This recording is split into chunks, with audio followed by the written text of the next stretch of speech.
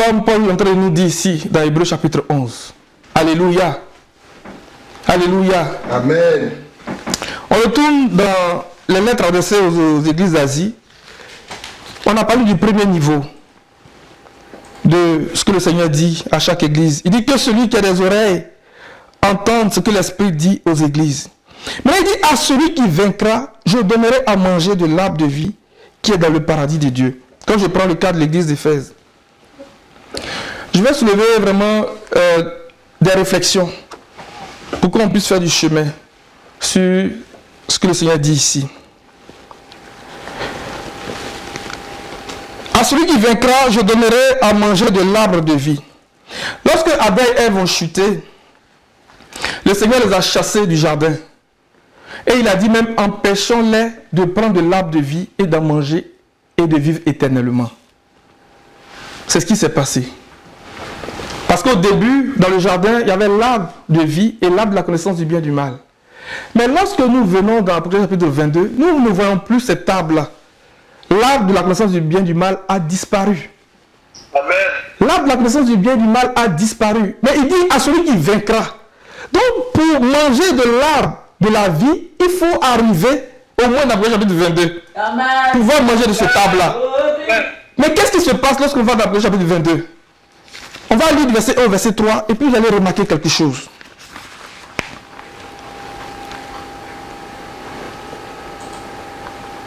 Et il me montra un fleuve d'eau de la vie, limpide comme du cristal, qui sortait du trône de Dieu et de l'agneau. Au milieu de la place de la ville et sur les deux bords du fleuve, il y avait un arbre de vie, produisant 12 fois des fruits, rendant son fruit chaque mois et dont les feuilles servaient à la guérison des nations. Verset 3. Il n'y aura plus d'anathème. Le trône de Dieu et de l'agneau sera dans la ville. Ses serviteurs le serviront et verront sa face, et son nom sera sur leur front. Va jusqu'au verset 5 s'il te plaît. Il n'y aura plus de nuit, et ils n'auront besoin ni de lampe, ni de lumière, parce que le Seigneur Dieu les éclairera. Amen. Et ils règneront au siècle des siècles. Amen. Regardez bien le verset 3, le début du verset 3. Il dit, il n'y aura plus d'anathème. C'est-à-dire qu'il n'y aura plus de malédiction. Mais le Seigneur n'a pas maudit Adam et Ève lorsqu'ils ont chuté. Quand on lit bien, il n'a pas maudit Adam et Ève. Il a maudit le serpent. Il a maudit le serpent et il a maudit l'environnement qui était devenu désormais la nouvelle condition de l'homme. Mais il n'a pas maudit Adam et Ève. Faisons vraiment cette distinction. Faisons vraiment cette remarque, c'est vraiment capital. On peut aller dans Genèse 3, vous allez voir. Le Seigneur n'a pas maudit Adam et Ève. Il a maudit le serpent et il a maudit l'environnement. C'est à cause de l'environnement dans lequel nous vivons. C'est à cause de cette nouvelle condition de l'homme que la mort a commencé, j'ai envie de dire que les gens ont commencé à expérimenter toutes sortes de choses. Les épines et les ronces. Les épines et les ronces. Mais ce que Adam et Ève ont fait en désobéissant à l'ordre du Seigneur a fait qu'ils ont pris l'image de la bête. La condition de l'homme est devenue désormais la condition de la bête. On va regarder ces choses tranquillement. Et le travail que l'homme doit faire aujourd'hui pour revenir à cette condition de Adam avant le péché et même d'aller plus loin jusqu'à expérimenter la puissance de la rédemption, jusqu'à atteindre vraiment toute la satisfaction de Dieu, c'est ce que le Seigneur vient nous apporter par sa parole. Amen. C'est ça le travail que le Seigneur est en train de faire. Donc il y a un premier niveau de nous restaurer, pour nous mettre à la condition de Adam avant le péché. Mais il y a un autre niveau pour nous amener à travailler jusqu'à ce que nous soyons totalement délivrés, vraiment de ce table de la connaissance du bien et du mal. Amen. De ce table de la connaissance du bien et du mal. Parce que ce table-là nous parle des œuvres de la chair. Donc la victoire que le Seigneur veut nous donner par sa parole, c'est la victoire de la délivrance de la chair. Amen. Alléluia. Amen. Genèse chapitre 3. Il y a à partir du verset 15 par là, je vais voir. Je mettrai une inimitié entre toi et la femme, entre ta postérité et sa postérité. Il y a à partir du verset 14, je vais voir. Verset 14. L'Éternel Dieu dit au serpent, Puisque tu as fait cela, tu seras maudit entre tout le bétail et entre tous les animaux des champs. Tu marcheras sur ton ventre et tu mangeras de la poussière tous les jours de ta vie. Amen. C'est le serpent que le Seigneur a maudit. Il n'a pas maudit Adam et Ève. Il y a eu des conséquences à la désobéissance, mais il ne les a pas maudits. Où est l'amour que le Seigneur a pour nous? Amen. Et ça nous donne des leçons de vie par rapport à nos enfants. De ne pas prononcer des paroles de malédiction sur nos enfants. De les bénir, même s'ils font des choses, de les bénir toujours. Le Seigneur a maudit le serpent. Et lorsqu'on va dans le chapitre 22, il dit qu'il n'y aura plus de malédiction. Il n'y aura plus le serpent. Il n'y aura plus l'arbre de la connaissance du bien et du mal. Il n'y aura plus d'anathème. Et quand on vient au verset 17 de Genèse 3, il dit à l'homme, puisque tu as écouté la voix de ta femme et que tu as mangé de l'arbre au sujet duquel je t'avais donné cet ordre, tu ne mangeras point. Le sol sera maudit à cause de toi. Il n'a pas maudit l'homme. Nulle part il n'est écrit que le Seigneur a maudit l'homme. Il dit le sol sera maudit à cause de toi. C'est à force de peine que tu en tireras ta nourriture tous les jours de ta vie. Il te produira des épines et des ronces. Et tu mangeras de l'herbe des champs. Voici ce que le Seigneur a dit. Et c'est cet environnement maudit qui apporte la mort. C'est cet environnement maudit qui apporte les maladies, qui apporte tout ce que l'humanité connaît aujourd'hui.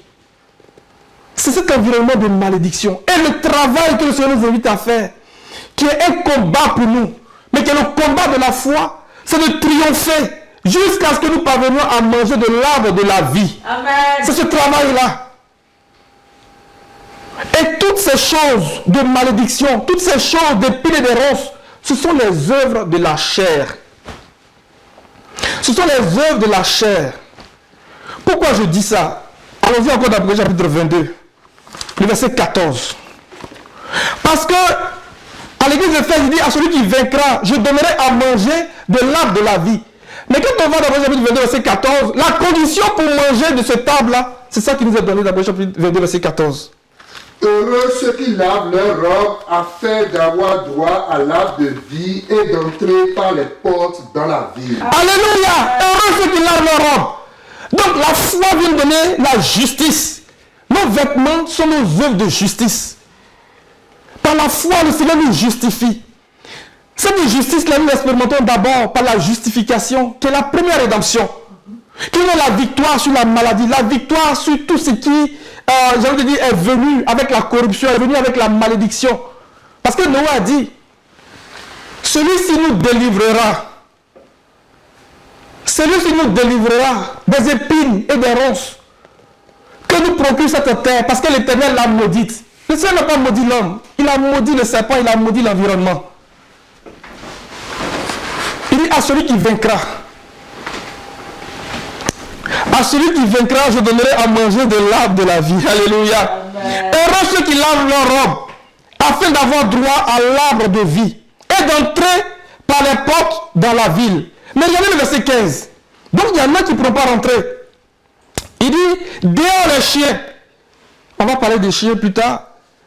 Dehors les enchanteurs, les impudiques, les menteurs, les idolâtres, et quiconque aime et pratique le mensonge.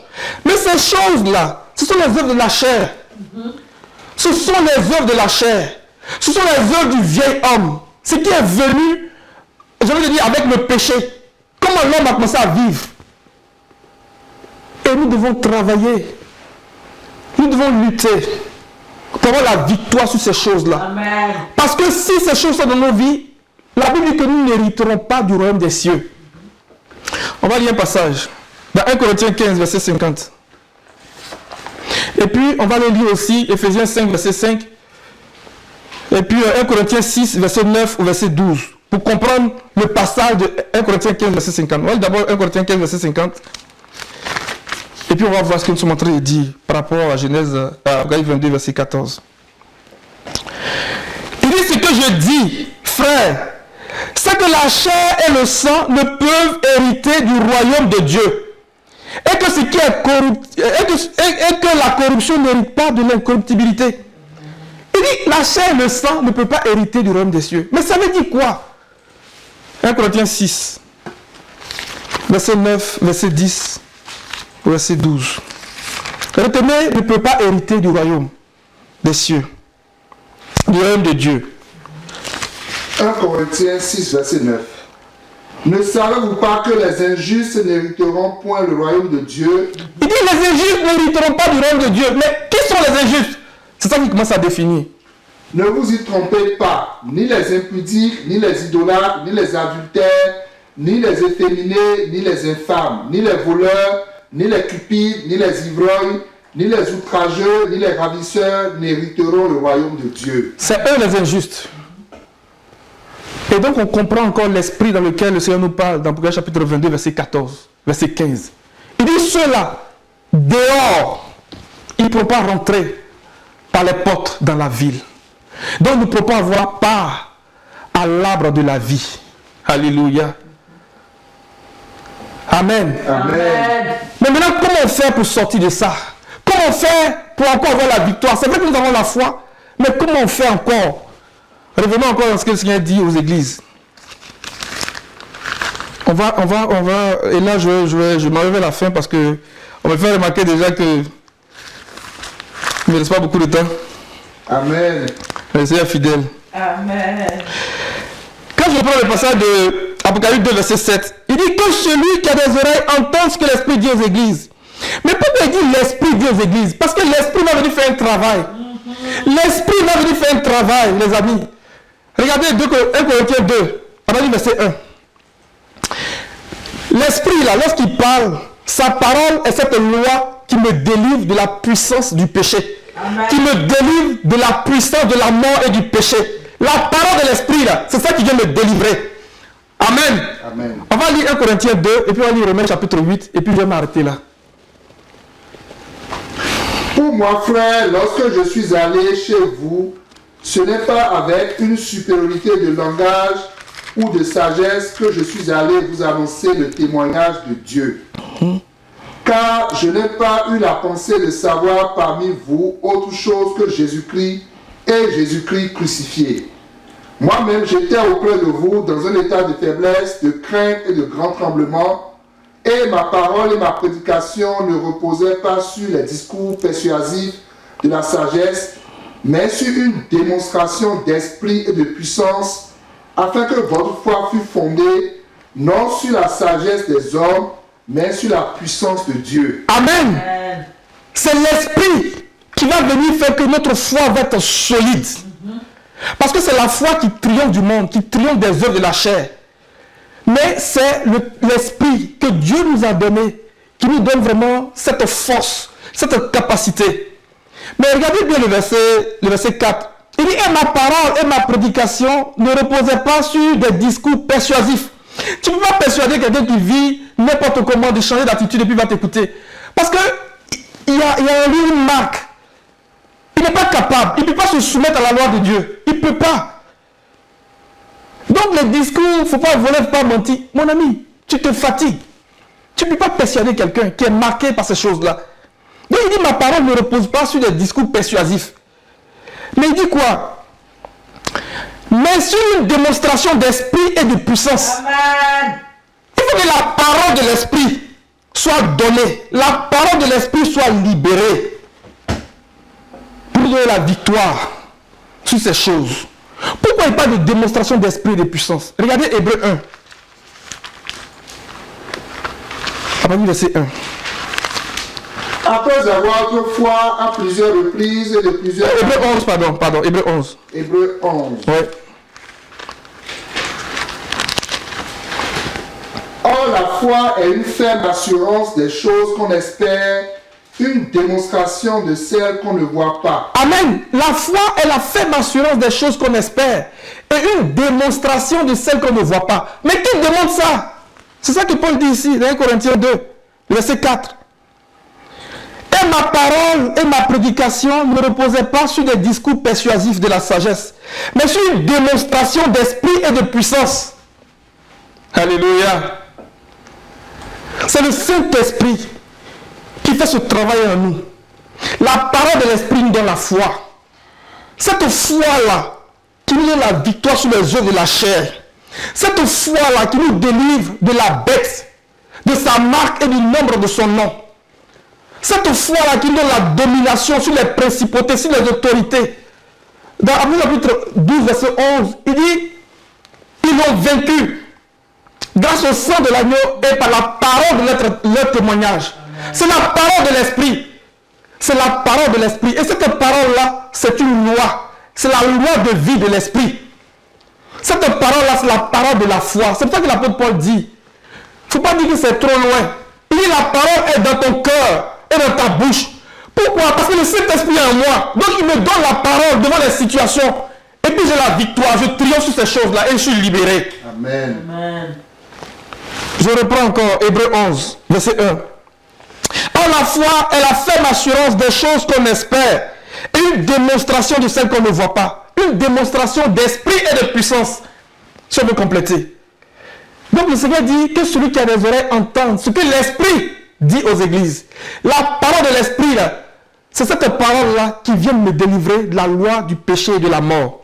On va lire Romains 8.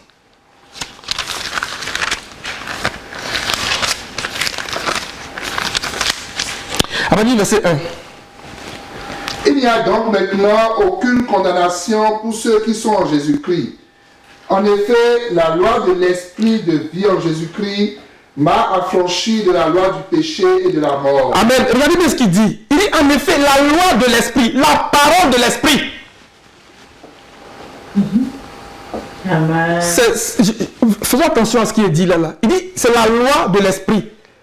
Or, l'esprit parle aux églises. La parole de l'esprit là, c'est cette loi-là qui m'a franchi de la loi du péché et de la mort. Est-ce qu'on comprend un peu? Amen. Amen. C'est la parole de l'esprit. La loi de l'esprit ici, c'est la parole de l'esprit.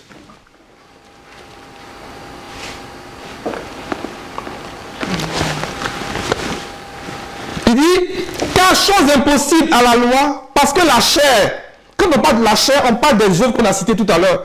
La chair la rendait sans force. Dieu a condamné le péché dans la chair en envoyant à cause du péché son propre fils dans une chair semblable à celle du péché. Et cela afin que la justice de la loi fût accomplie en nous, qui marchons, non selon la chair, mais selon l'esprit. Amen. Donc l'esprit nous parle. L'esprit nous donne la parole. L'esprit nous donne la compréhension, qui produit en nous la foi. Et devant des situations où la chair veut s'exciter, la chair veut se manifester, nous la soumettons cette chair-là. Et nous avons la victoire sur les œuvres de la chair. Il dit ceux en effet qui vivent selon la chair s'affectionnent aux choses de la chair. Tandis que ceux qui vivent selon l'esprit s'affectionnent aux choses de l'esprit.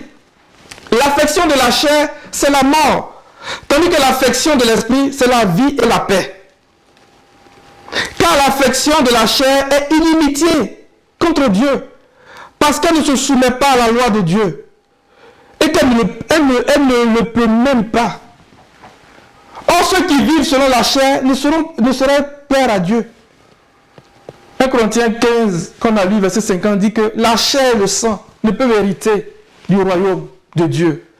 Pour parler de tous ceux qui vivent, comme ce qui a été dit dans 1 Corinthiens 6, verset 9, verset 10 jusqu'à 12, et même Éphésiens 5, verset 5, on va lire aussi. C'est de ça que l'apôtre Paul parle.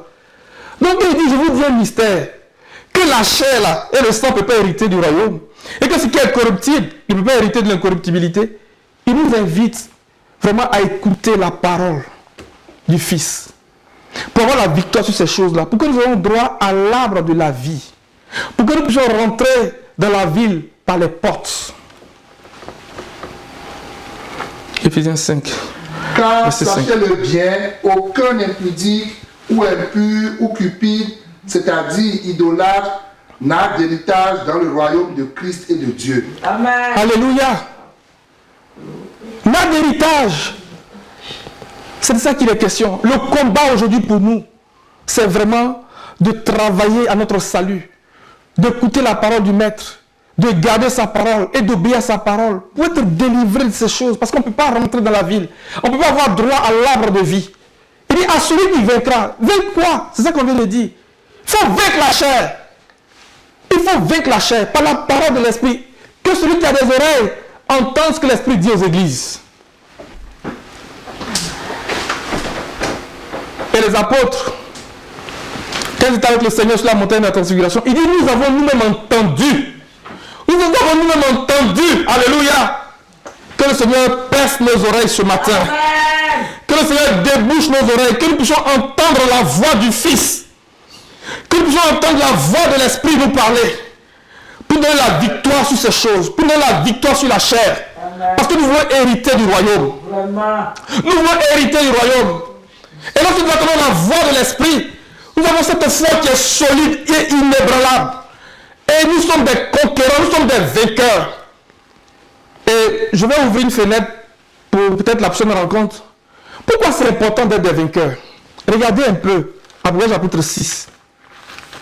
La Bible dit que lorsque Jean a eu la révélation dans le chapitre 5, il a dit qu'il y avait un livre scellé de 7 sceaux. Personne ne pouvait prendre ce livre, ni le regarder, ni l'ouvrir. Et il a commencé à pleurer beaucoup. Et quelqu'un lui a dit quelque chose. Il dit, il vient dans verset 3, après verset 3. Et personne dans le ciel, ni sur la terre, ni sous la terre, ne peut ouvrir le livre et le regarder. Et je pleurais beaucoup de ce que personne ne fut trouvé digne d'ouvrir le livre, ni le regarder. Et l'un des biens me dit, ne pleure point. Voici le lion de la tribu de Juda, l'origine de David, a vaincu. Amen. Pour ouvrir le livre et c'est 7 sceaux. Cette parole-là, ça nous renvoie dans Matthieu chapitre 16. Lorsque l'apôtre Pierre a eu la révélation de qui était le Seigneur, il a dit, sur cette pierre-là, je bâtirai mon église. Et les portes du séjour des morts ne prévaudront point contre elle. Ce que tu lieras sur la terre aura été lié dans le ciel. Et ce que tu délieras sur la terre aura été délié dans le ciel. Amen. Pour rompre les sceaux, la fête des vainqueurs. Amen. Pour avoir la capacité de rompre des sceaux, il faut être des vainqueurs. L'apôtre Jean a vu que personne ne pouvait prendre le livre, le regarder ni d'ouvrir les sceaux. Mais quand on est au chapitre 6, il dit, je regardais, quand l'agneau ouvrit un des 7 sceaux, il était capable d'ouvrir les sceaux parce qu'il a été trouvé vainqueur. Alléluia. Il a été trouvé vainqueur parce qu'il a été trouvé digne. La dignité ici nous parle de nos vêtements, de nos œuvres de justice. Je pense à l'église de Sardes. Il dit qu'ils marcheront avec moi en vêtements blancs parce qu'ils sont trouvés dignes. Amen. C'est notre justice qui nous rend dignes de prendre le livre et d'ouvrir les sceaux. Mais là où je veux nous emmener, le Seigneur nous donne par la victoire, par la justice, de prendre autorité sur les situations de nos familles et de rompre les sceaux, de délier ce qui est lié. C'est pour ça que lorsque Lazare, il allait pour faire sortir Lazare de la tombe, il a dit ôtez la pierre. Que nos oreilles s'ouvrent ce matin. Amen. Que nos cœurs soient sensibles à la voix de l'esprit. Et il a dit Lazare sort. Mais Lazare était lié. Il était enveloppé par des bandelettes. Il a dit déliez-le et laissez-le aller. Parce que nous avons l'autorité de rompre les sceaux. Nous avons l'autorité de délier des situations. Amen. Nous avons l'autorité de délier des malades, des morts. Par la puissance du Saint-Esprit. Donc quand on dit que celui qui a les oreilles entend ce que l'Esprit dit aux églises, à celui qui vaincra, c'est pas pour faire joli, c'est parce que quand tu es vainqueur là, tu peux ouvrir les sceaux. Tu peux ouvrir les sceaux, mon frère, ma soeur, tu peux lier des situations. Amen. Tu as l'autorité nécessaire et suffisante pour dire je délie la vie de telle personne. Amen. Tu dis déliez-le, laissez-le aller. Parce que tu es vainqueur, tu as triomphé de la chair. Tu as triomphé du mensonge, de l'impudicité, de l'adultère. Tu as triomphé de tout ce qui est rentré à cause de la chute d'Adam. Tu peux délier des situations. Amen. Ça, c'est la première image. La deuxième image que je voulais donner pour m'arrêter. Lorsque Nebuchadnezzar, avant d'être précipité de son trône, la Bible dit que c'était un décret des veilleurs. C'était une sentence des veilleurs. Lorsque tu es un vainqueur, mon ami, tu peux prendre des décrets. Le décret, là, c'est le président qui prend un décret. Et c'est le ministre qui prend un arrêté. Or, le Seigneur dit quoi? Le ciel gouverne la terre. Amen. Le ciel préside à la terre. Amen. Parce que nous sommes des vainqueurs, nous sommes assis dans les lieux célestes par Jésus-Christ. Et nous prenons des décrets devant des situations. Et nous pouvons même chasser des autorités, des divinités, des principautés. Et ils ont chassé Nebuchadnezzar. Il dit que c'était un décret des veilleurs. À celui qui vaincra, ils peuvent prendre des décrets. Amen. Des décrets pour ce qui concerne sa vie. Mais des décrets aussi pour ce qui concerne vraiment sa famille, des situations. Tu peux prendre un décret, mon frère. Tu peux prendre un décret, ma soeur. Amen. Parce que tu es vainqueur. Parce que tu as la foi. Parce que tu entends la voix de l'Esprit. Que celui qui a des oreilles entende ce que l'Esprit dit aux églises. Que Dieu nous bénisse. On pourra revenir sur ces choses prochainement. On va prier. Alléluia.